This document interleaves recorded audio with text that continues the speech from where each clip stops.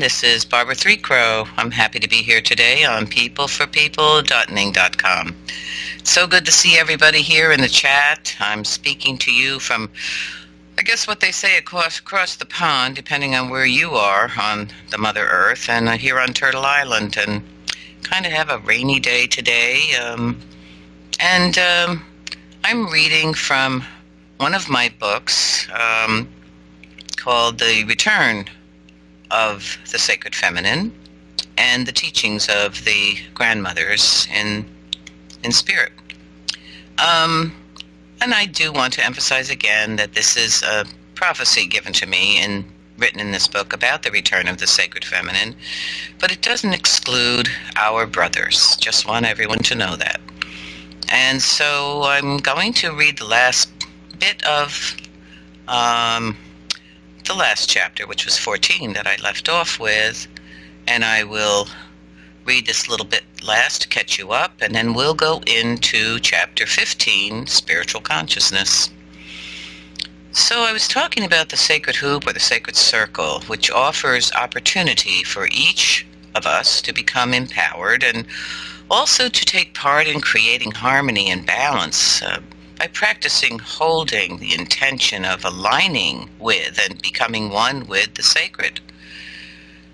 If we can achieve this in the sacred circle, our determination to live our lives as spiritually conscious humans and our aligning with the higher vibrations of divine guidance will be successful in all aspects of our lives.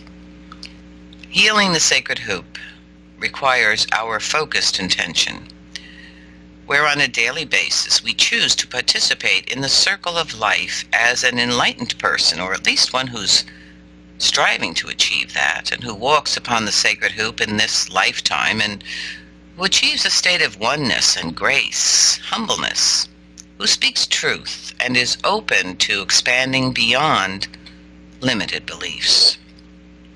So the chapter 15 is spiritual consciousness. This is an art, actually, and a practice. Spiritual consciousness, and how it is achieved is by eliminating patterns that keep us out of balance and that create disharmony. Some of these patterns are jealousy, greed, impatience, self-loathing, fear, hatred, just to name a few. A spiritually conscious person is capable of unconditional love, or is at least aspiring to achieve that. Spiritual consciousness raises our vibration and is a tool that brings us into alignment with the spirit embodied within us, and that which is the higher self, of course. Spiritual consciousness is awareness of a spirit within all of creation and can be realized by our living each day, what we call living each day as a prayer, or taking time to meditate is one way, taking part in sacred ceremony, and consciously communing with the spirits that exist within everything around us. We can realize these things by holding ourselves in a state of calm, of tolerance, and above all, having patience. Whenever attempting to live according to the grandmother's teachings and to strive to create our world as harmonious and peaceful as we possibly can, we will be challenged. We will be subjected to the negative attitudes of others as well as our own patterns that are not yet healed.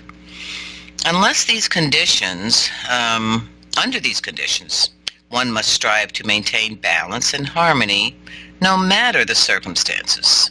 So to continue to achieve spiritual consciousness supports our continuing our journey to fulfill the prophecy of, well, I guess I'd say why we are here, but also the mending of the hoop, and empowers us against all forces working to prevent us succeeding. Whenever Grandfather Black Elk visited us, many people would come to hear him speak, and on occasion he would repeat a story which I had heard many times. Therefore, I felt that I had heard all that was necessary, and I would experience impatience and be unwilling to sit and listen.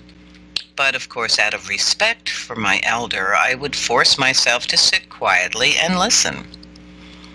Now, as is usual with the experience of impatience, we often are blocked and unable to receive. But what we are missing can often be a powerful teaching. Upon this particular occasion, when impatience as well as an attitude of arrogance overtook me, an amazing thing happened, because I actually began to hear entirely different information from Grandfather's familiar story. I gained new insight, which was crucial to my own spiritual path at that particular time. And observing this experience more closely, I realized that when the time is right and we are ready, what we need will be given us, and until that moment, we may think that we know it all, but in fact, there is always more to learn. In our culture, the indigenous culture, storytelling was of great importance to the community. There were hidden messages regarding spiritual and moral beliefs, and this was specifically used as a way of teaching valuable lessons to children. Often in the darkest part of winter, when the people would gather to listen to the storytellers, the younger children might have fallen asleep, yet the stories would continue into the night. And as the children grew into adulthood, they might have continued to hear the same stories that had been handed down through generations. And I imagine how over time they would have, according to their ability to understand, they would have gained essential teachings. Now, challenges are meant to be opportunities to grow and to learn from, and they appear in our lives when we least expect them. Challenges offer the opportunity to practice becoming adept at skillfully avoiding the effects of others' negative behavior, or our having to confront those challenges that would ordinarily impair us. If you have an agenda or expectation regarding others, this could lead to your being challenged and constantly triggered. You might find yourself unable to maintain your center and sustain your own power. Instead, you become distracted and react to others' behavior. Having an agenda, attitude, or expectation concerning others, one may often be disappointed. Judgments, expectations, and what you may perceive as weakness in others may in fact mirror some part of yourself. Each of us will at some time fail to live up to others' expectations. This is human nature. And when we become disappointed in others' behavior, we experience feeling hurt or angry, or unfounded fear may overtake us, and bringing on a defeatist attitude. In this instance, a sense of self-importance may take over. We can easily find something or someone to be disappointed in. There will always be opportunities for us to practice being patient, to not give away our power, and our ability to sustain ourselves as that still point. Personal prophecy.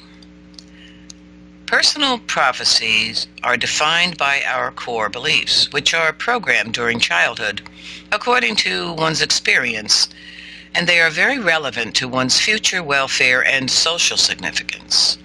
These beliefs are determined as either positive or negative, and without our realizing, they are manifested throughout our lives. Excuse me. Core beliefs are negative, and they will have a severe impact upon our health and our happiness. A negative core belief that forms a personal prophecy might be, people will always disappoint me, and therefore I must not trust anyone. Or therefore, if ever we find ourselves disappointed by others, we might feel justified to distance ourselves from them, unable to break the pattern that sets us up to fail in relationships. We continue to fulfill the prophecy then. It is crucial that we realize how we each are ruled by these negative core beliefs and how they prevent our fulfilling our original promise.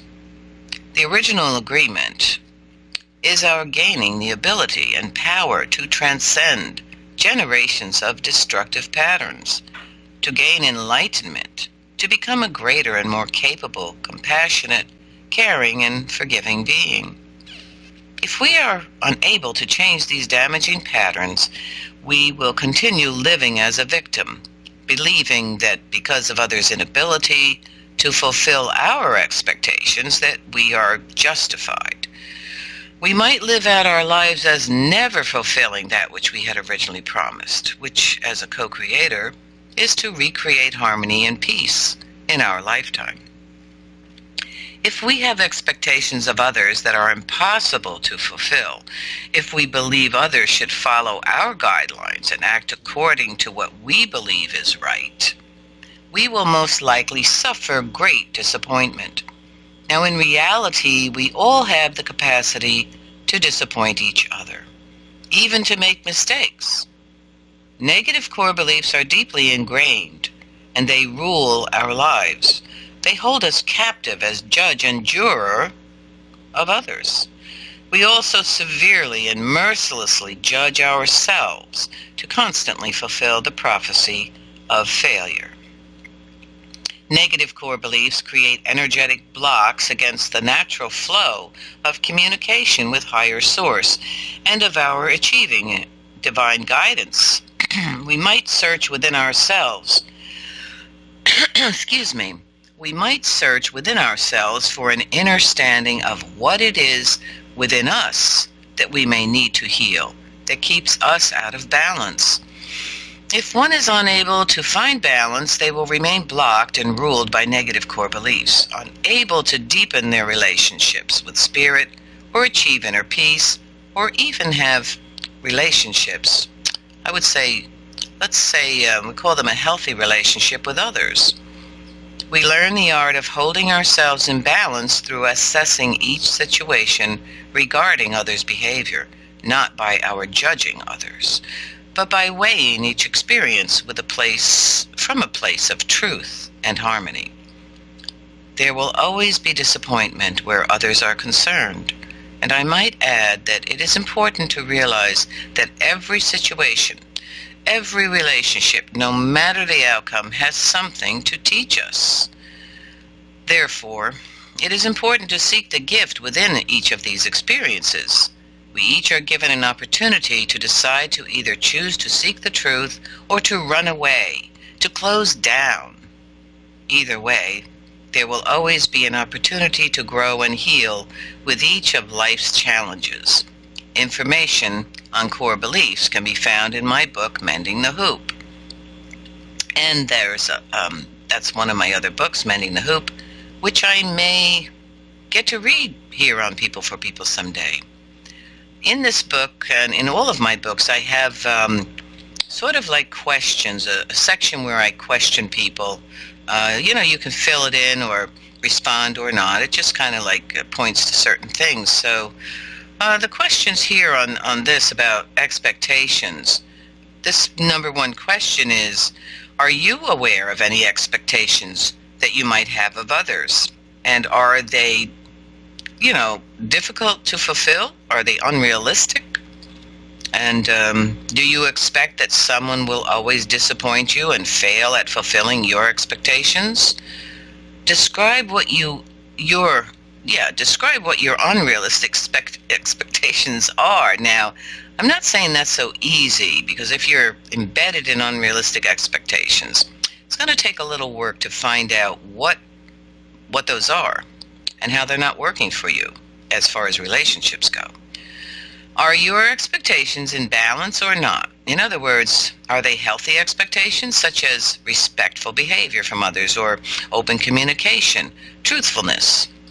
Are your expectations of yourself impossible to fulfill? So this is unforgiving, guilt, and revenge. Without the ability to forgive, we are likely to experience obsessive anger or vengeful thoughts. Obsessing over being wronged by others can cause bitterness. We become implacable and cynical, unyielding and cold-hearted. We may even unnecessarily separate ourselves from loved ones. If we believe we ourselves are unforgivable, we may be plagued by guilt, and we might spend a lifetime punishing ourselves for our mistakes. We might even prevent ourselves from experiencing happiness. A lifetime of guilt and bitterness only leads to illness of the body, the mind, and spirit. Having unhealthy expectations of others as well as ourselves, or believing that we are unlovable, unforgivable, and that others will either betray us or abandon us, can often lead us to fulfill these beliefs. We actually play them out. If we are to renew the sacred feminine and sacred masculine, it is important to walk the path of the grandmothers who held themselves as sacred. The grandmothers knew that if they were unable to forgive, their hearts would harden and their spirit would slowly die. As peacekeepers, they knew that in order to hold the sacred hoop in harmony, that it was essential that they recognize all others as sacred. I think this identifying ourselves as sacred is very key. And then, of course, how can we say that others are sacred or creation is sacred if we don't include ourselves? I'm just saying. And I'm going to get here to unconditional love and the power of forgiveness. Unconditional love aligns us with the most sacred and divine one, the Creator, and is the higher vibration humans are capable of achieving through the act of forgiveness. If we are to heal our deepest wounds and generations of harm against not only our own spirit, but that which has affected all of humanity and the spirit within all that exists, we would be wise to recognize the significance of our achieving unconditional love. Because unconditional love means different things to each of us and is an essential key to personal healing. Above all else, unconditional love creates harmony and peace in our world. Forgiveness does not mean that one accepts the harm others may have caused us, but forgiveness is a powerful healing tool to be used to free ourselves, to release forever the memory of painful experiences that remain stuck within the cellular body. Forgiveness eliminates the disease of guilt, hatred, anger, sorrow, and revenge. As does all disease, these also have a powerful effect upon us, our mind, our body, and our spirit. Now, there are those, of course, who may resist the idea of forgiving others who have done them harm.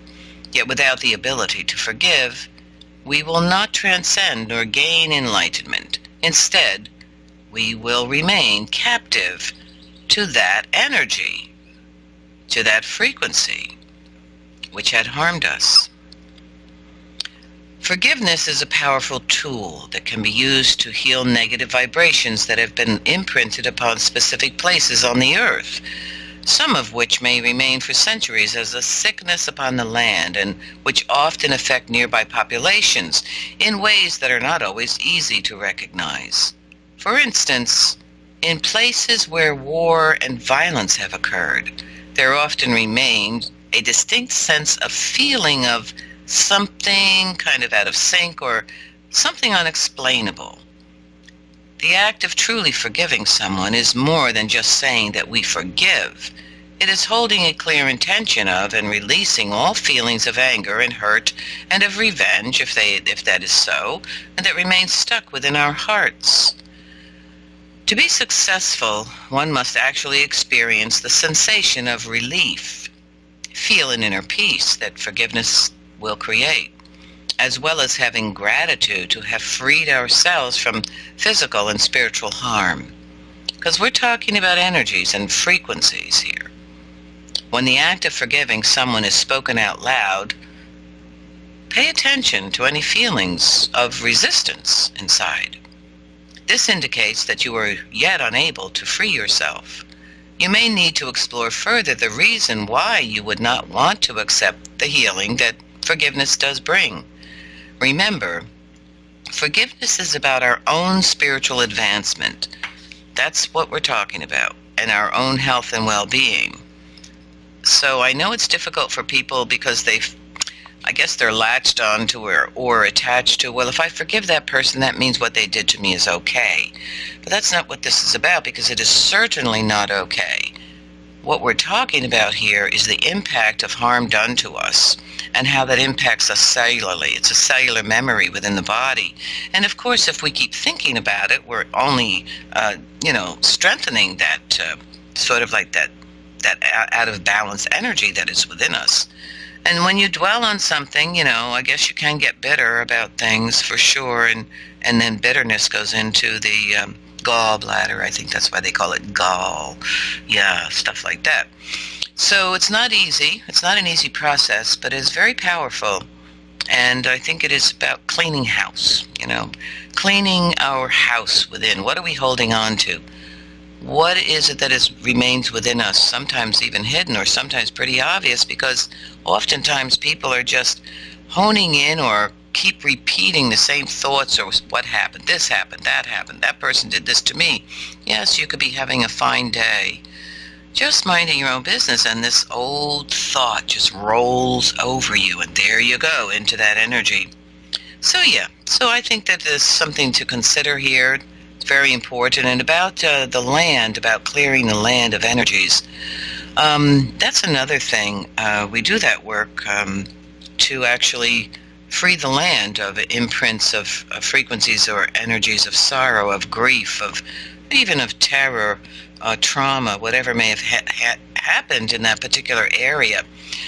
Sometimes people say, well, that house is haunted. Something feels, off there, or there's all kinds of weird stuff going on in there, or feels dark, it feels something, right? And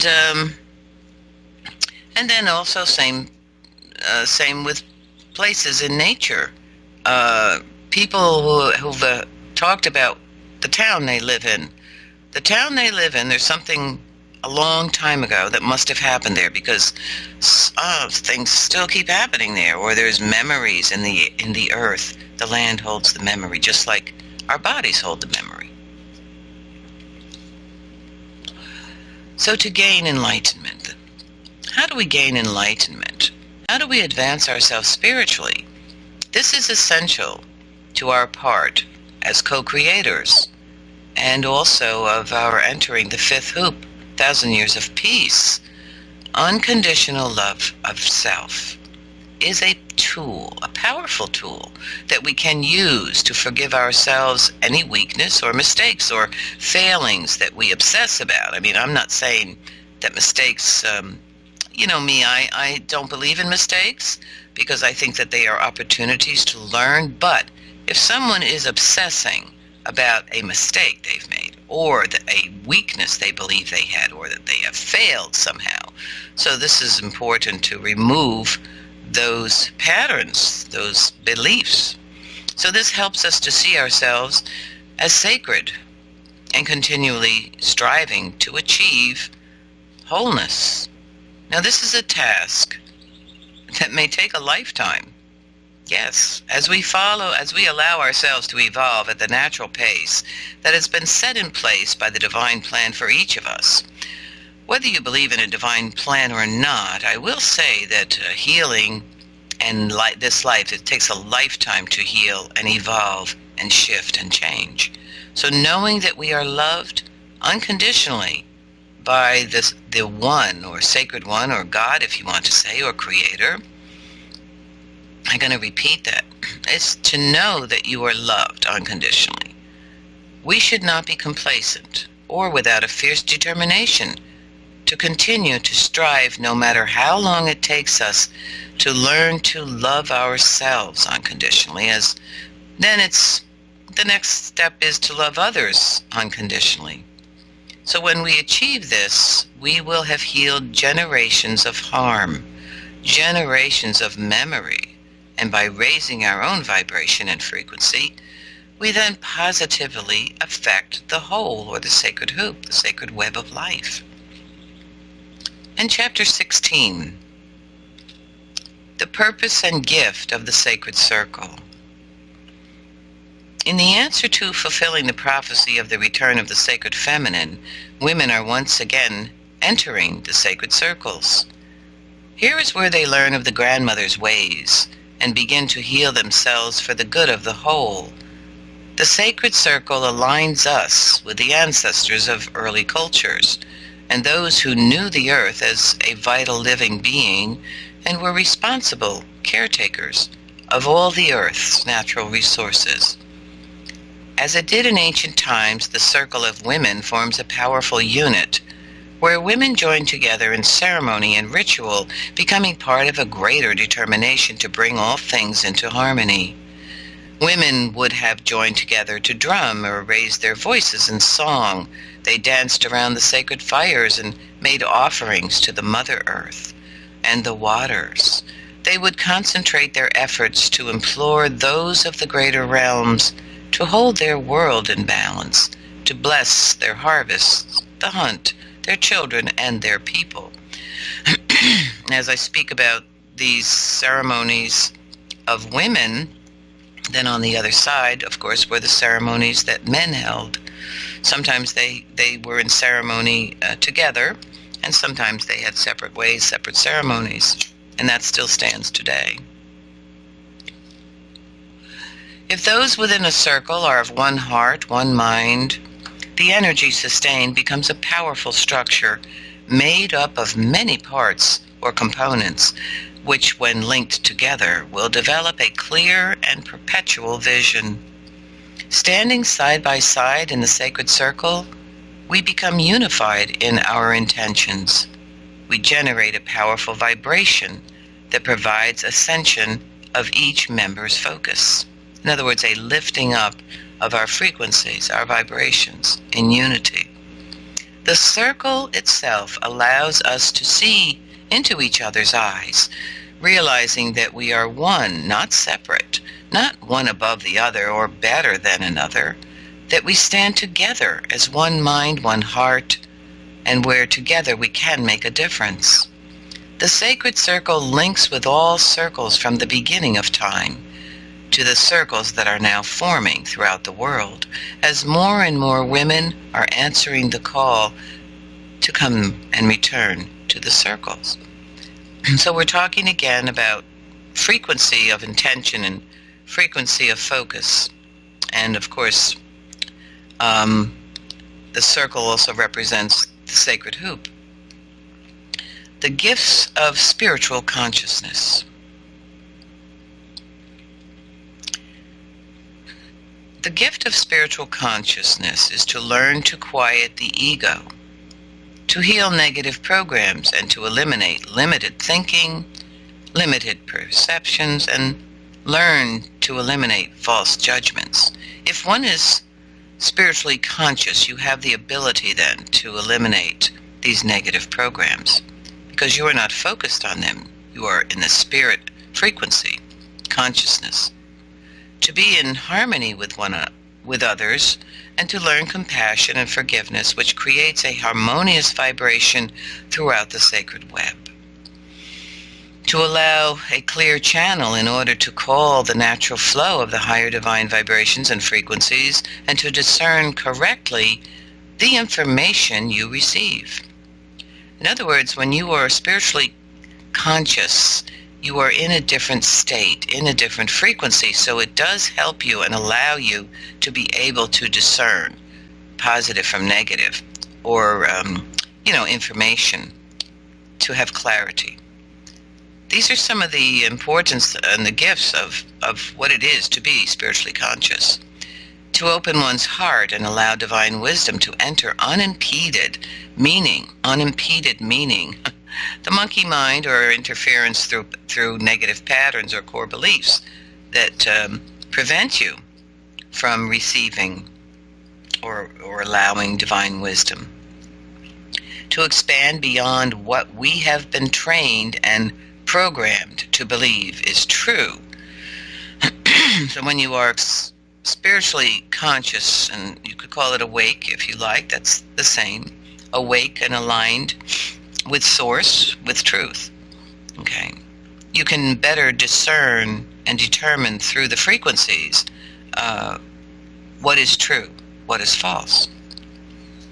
To become empowered, finding the true source of your own gifts, which are the gifts given to us at birth.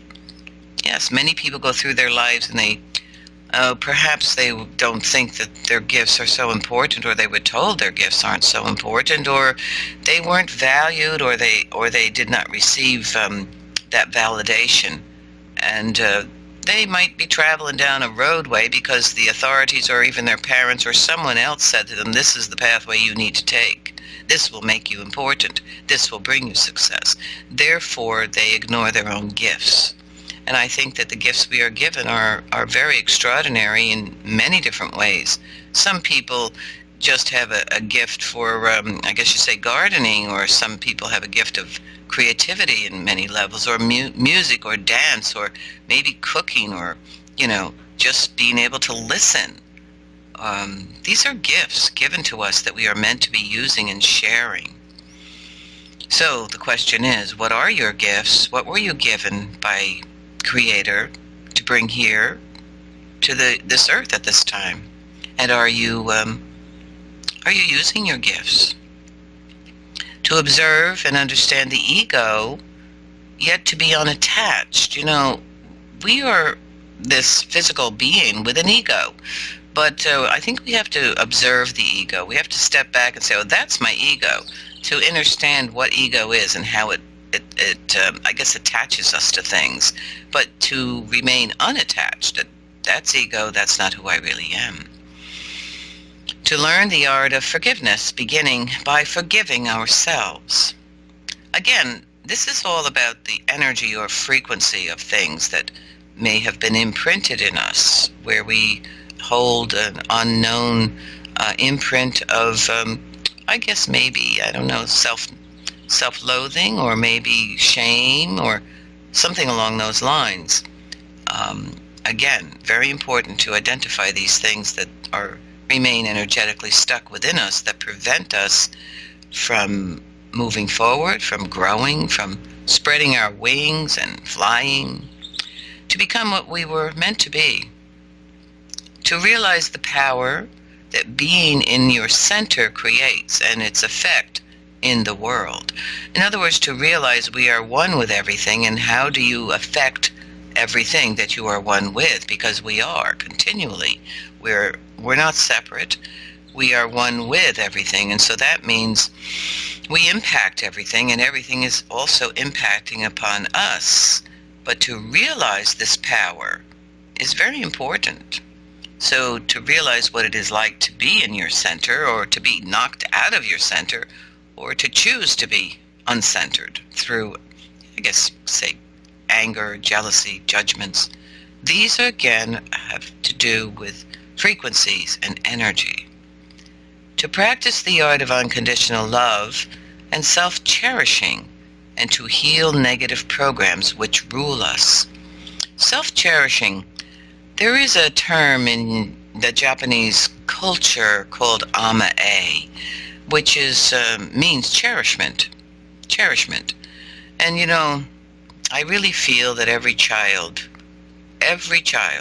should experience being cherished. That doesn't happen very often, and there you go down that pathway. So self-cherishment, or self-cherishing, or cherishing yourself, is a key piece to really come to heal the things that you believe about yourself that are hurtful or harmful. You have to love yourself unconditionally and cherish yourself as well. To realize the significance and energetic force of spiritual consciousness as one heart, one mind, that which harmonizes the sacred web.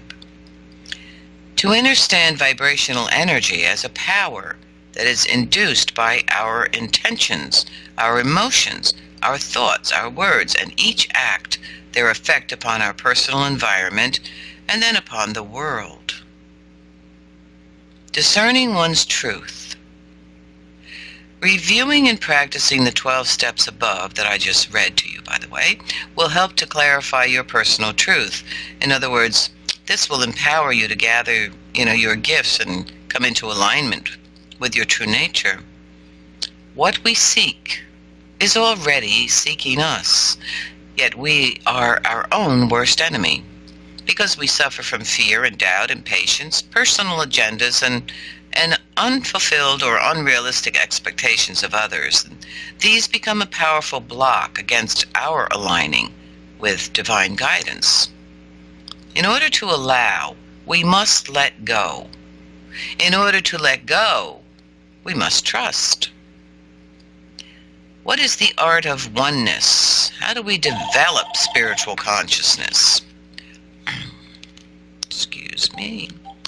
Always when I'm on the phone, when I'm reading, the phone rings. Let me start over. The art of oneness. Developing spiritual consciousness. Developing spiritual consciousness is a daily practice of expanding your physical and mental faculties.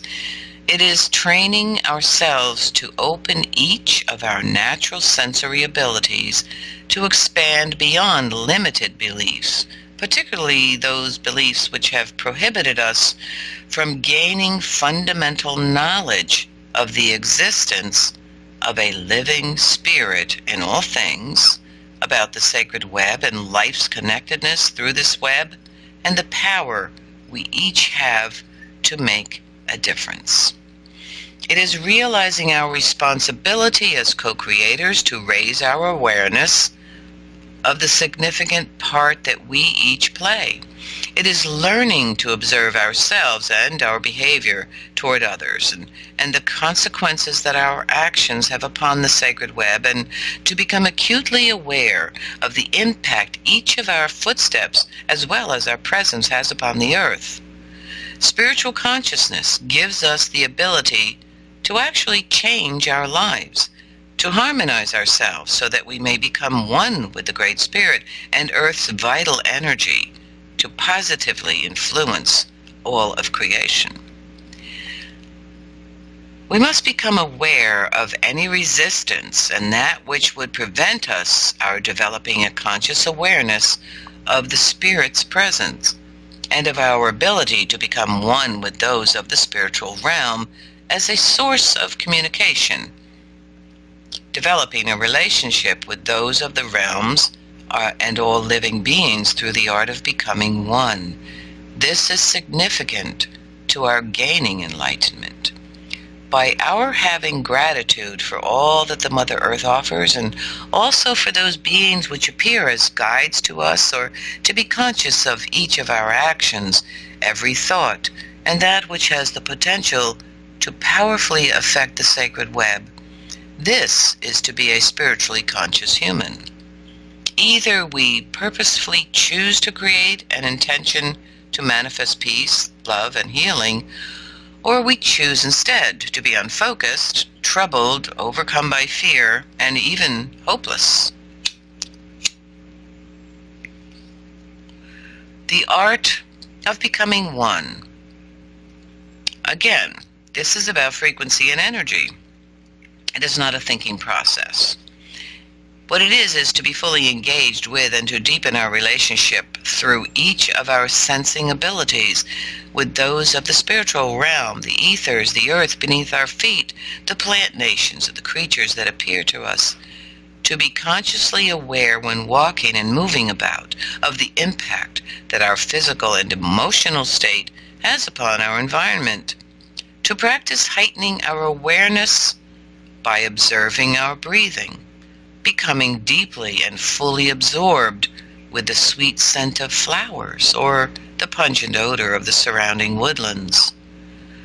It's about practicing using your eyes more effectively by holding your gaze for longer periods of time upon specific objects in nature.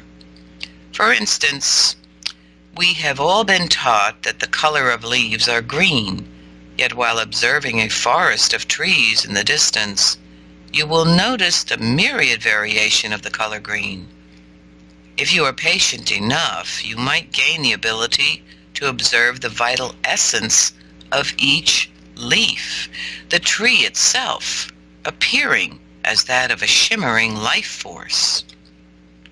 Engaging your surroundings through an inner awareness that moves you beyond what your eyes are actually seeing is becoming one with all that surrounds you. Open your ears and listen to the sounds of nature. Become fully and completely as one with each sound.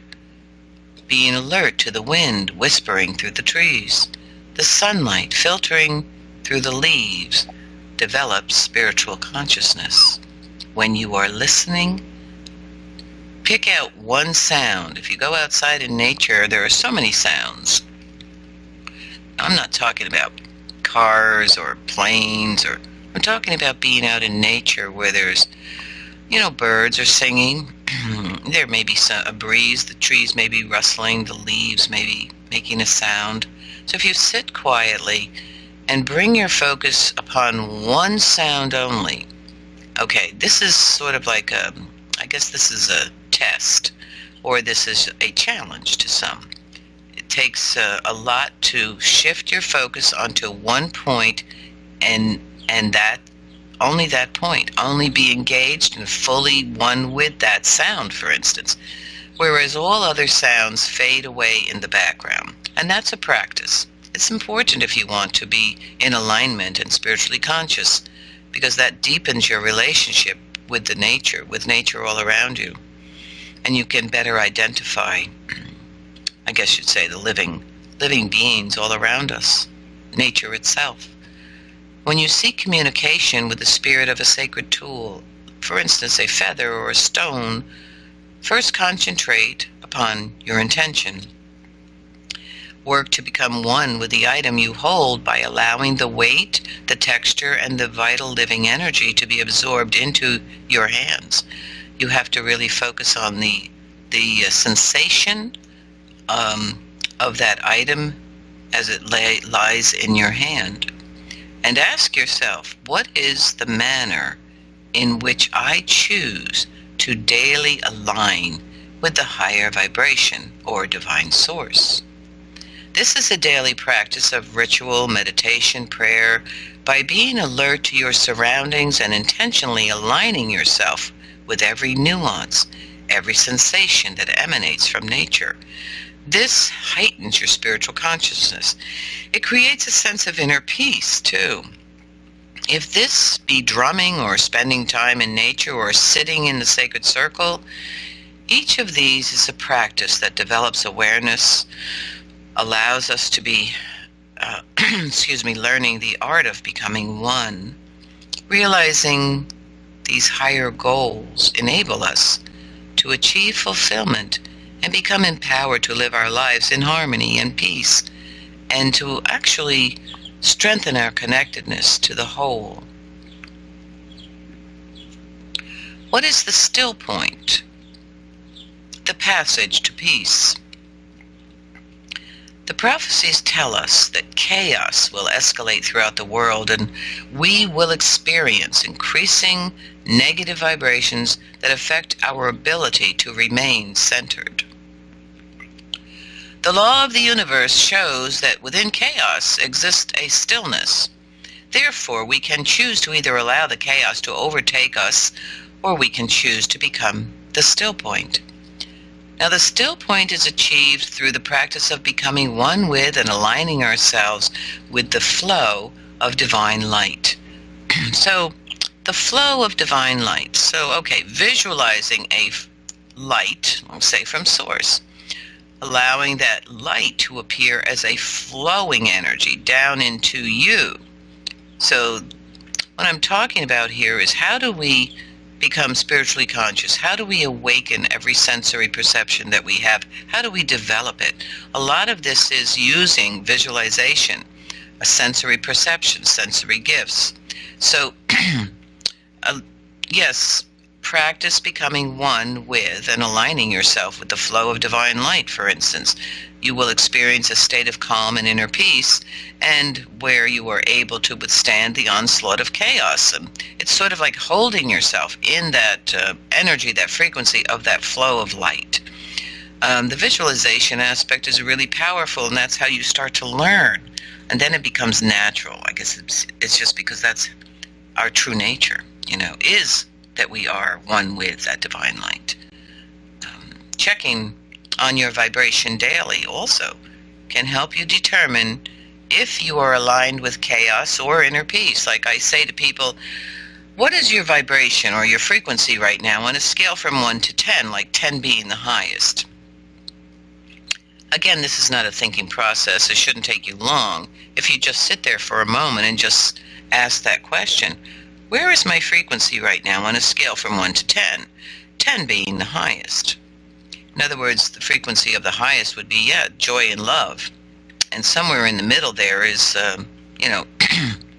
is, let's say, it's calm. And then the lower ones would be anger or rage or fear. So these are frequencies. If you check on your frequency daily, it can help you determine if, in fact, you are aligned with the chaos or inner peace.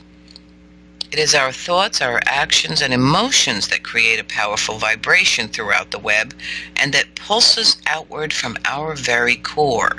This affects all living beings, the earth itself, and it moves out like a ripple out into the universe. What goes out comes round. What we expel, we in turn will receive, and also we become. Choosing to live life as a spiritually conscious human and holding oneself within that divine flow of light and love, in other words, our connectedness to Source, is the most effective way to become the still point. Peace, healing, and harmony are part of creation, and each of these things, along with negativity, fear, and doubt, are constant energetic vibrations that exist within the realm of all possibilities. So we need only to determine which it is that we desire to align ourselves with and begin our practice of becoming that still point. Each of us, through the gift of free will, can choose to live with compassion and forgiveness and peace, or we can choose fear and hatred. There exists a great and unknown force that is formed by our intentions, which influences and even changes objects of mass. Yes, we each have superior mental powers to create a passage of peace by choosing to align with the highest divine vibrations. Now, peace already exists as a component of creation. Therefore, it is up to each of us to realize that by acting as a co-creator, we can determine ourselves to become one with that which already exists. Now, why do I say peace already exists? I mean, somebody might say, how dare she say peace already exists? That's ridiculous. There's no peace. But if you think about creation, everything that we could imagine or desire or dream of has been created. Peace has been created. Love has been created. Hate has been created. Violence has been created. It's part of creation, right? So it already exists, but it is up to us, to what we want to align ourselves with. What do you want to align your energy with, your frequency with, your focus? Okay, so that's manifesting. So manifesting is about our intention, being very clear what it is that you wish to draw to you, manifestation. So I suppose if you say, well, there's no such thing as peace, you will never be able to align yourself with that then, and you won't experience it because you're believing already it doesn't exist. So what you believe in, you manifest and create. What you focus on, you are manifesting and creating. So it's either the positive or the negative.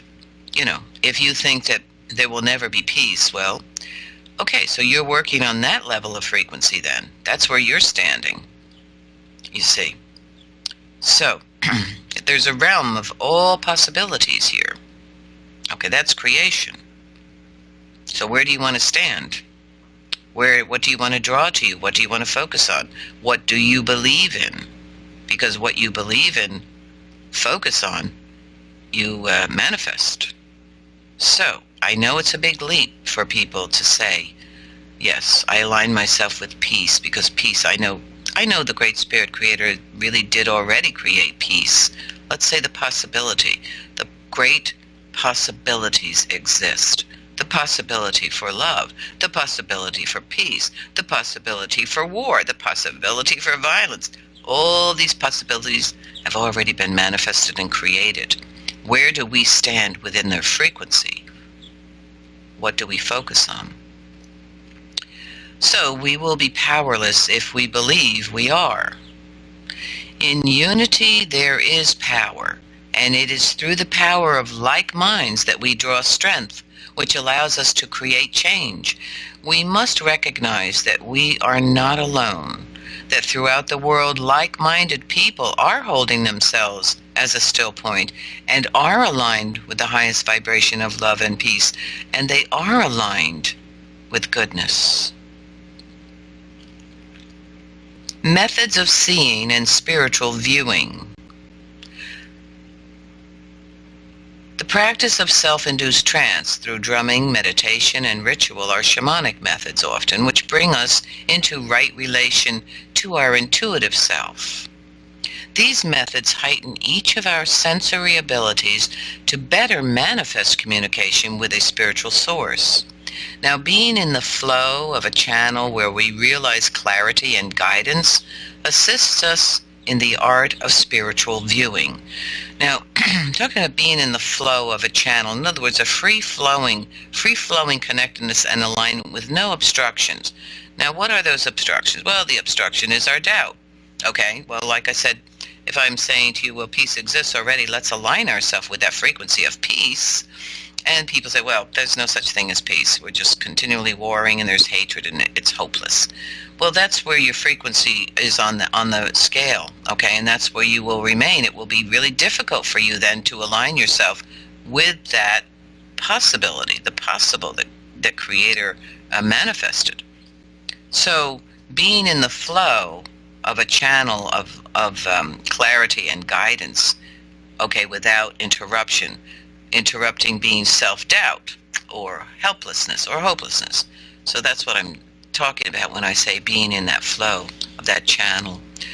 We can achieve communication with spirit, with our ancestors, with all living creatures and those spirits of the plants and other unseen which reside within our world. We can become a conduit, a channel, by aligning ourselves with a higher source of vibration. This is not only has a positive effect upon our well-being, but also empowers us to successfully move through the escalating earth changes. To achieve the gift of spiritual viewing, one must be open to all possibilities and surrender fear, surrender doubt regarding the supernatural and the mysteries that surround us. Spiritual viewing, along with the tools of manifestation, can be used to heal, to gain empowerment, to realize goals, and even to achieve peace. A daily practice to gain communication with spirit requires patience and consistency. Self-development through psychic techniques and spiritual viewing. In other words, what is this? It's an inner knowing that beyond doubt what you know to be true. It is crucial in order to fulfill the prophecy of the return of the sacred feminine, the mending of the hoop, and the balance and harmony between, I guess you'd say, the sacred masculine, sacred feminine, that we re-educate ourselves in regards to ancient ways and natural gifts available to us. Spiritual development empowers us to achieve the necessary changes in our world, because we're talking about frequency and vibrational energies. And the word spiritual development, okay, I guess tells you this is about spirituality. This is about, and what is that? It's compassion. It's caring, it's love, it's nurturing, it's tenderness, it's gratitude, it's joy. So those of the spiritual realm have been patiently waiting for us to awaken. It is up to each of us to begin our relationship with those sacred beings who will guide us to achieve our original promise. One might begin to develop their natural psychic gifts by participating in ceremony or the practice of daily ritual or even meditation. Upon birth, each of us was given the ability to communicate with nature spirits. We did that when we were children. Do you remember? And the guides who were assigned to us, as well as all benevolent beings.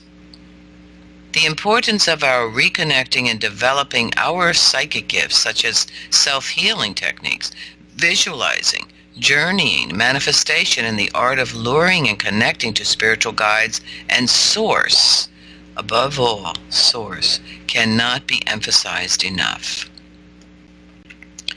Spiritual viewing is developed through frequent practice of silence, spending time in nature, ceremony, ritual, taking part in ceremony and one's intention to live, as a spiritually conscious human. That's your first step. You have to have an intention. We must understand the implication and power that our having clear intention is essential to our success in developing these tools. Now, here is where the seeker realizes their untapped capacity in the use of these tools and holds no doubt of their ability to achieve the desired goal.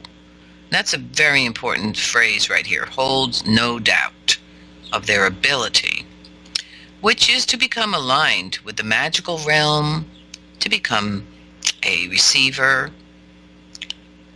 Some call it a channel, or you say receiver of guidance or intuitive information, and to call upon all sacred beings for assistance. Emphasis is placed on our complete understanding of the potential power of thought, of action and word. Also, the importance of never allowing negativity or fear to enter or dissuade us. When you determine or when you understand the significance and use of sacred modalities as the practice of living one's life in balance and harmony, and the importance of reverence and our taking steps toward our personal healing, we are able to successfully bring about harmonious change, and we can heal centuries of disregard for the sacred feminine and the sacred masculine and our Mother Earth, all of life. So, I have just 3 minutes to the top of the hour. Whoops, I have 2 minutes to the top of the hour. I want to thank everybody for being with me today. Yes, next week I'll continue on with the indigenous cultures and their regards and respect and various other developments of spiritual viewing and developing your own psychic gifts. I will go further with that. And I'll go deeper into it as well. And I'm glad everyone was here with me. I hope you enjoyed what I'm sharing with you. And I always say, take what sings to your heart spirit. And I guess Stone Hobbit will be coming up after me, and stick around because she has great shows always, great insight. And thank you, Gaz, for helping me get on here today, and Thank you, People for People, .ning.com. It's a great venue we have here. It's wonderful to see everybody. I appreciate you all so much. And I will see you next week around the campus. Doug Shaw, Villamaya.